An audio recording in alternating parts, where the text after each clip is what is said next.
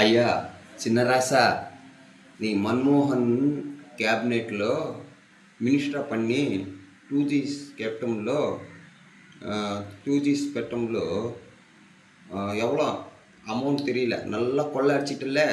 கொள்ளை அடிக்கும்போது நீ வந்து வெளியே வந்து ஒன்று கேட்டார் விலேக்கர், அதே நியூஸ் சம்மந்த ப்ரெஸ் ஆளுகள். அப்போ நீ என்ன பேசிட்டியா அதுன்னா, நான் சாப்பிட்டேன்னு சொல்லிட்டியா? சொல்லல. பயமில்ல உனக்கு மீடியா கிட்ட பேசுறதுக்கு? இவனுக்கு எதுக்கப்பா அத்தவரை பற்றி அவர் வந்து பேசுவாரோ இல்லையோ, அவரு பிரச்சனை என்ன நமக்கு தெரியாது. மீடியா கிட்ட போனால் என்ன நடக்கும்னு உலகமே தெரியும். அதனால் வந்து அவர் வந்து அமைதியாக போகிறாரு.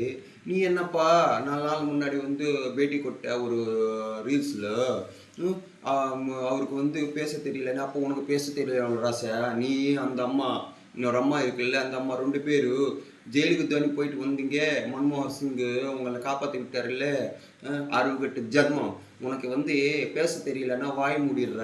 அவருக்கு 4 வருஷம் கழிச்சு வந்தார் வெளியே. அவருக்கு வந்து பேட்டி கொடுக்க தெரியலான்ட்டா, பேச தெரியலான்ட்டா. உனக்கு தெரியாதா? கட்டி நாய். தமிழ்நாடு மக்களோட சொத்து நீ அந்த குடும்பமும் நல்லா சாப்பிட்டீங்க. சின்னராசா, பாய் பாய், சி யூ. உங்களை கதை முடிஞ்சிச்சு.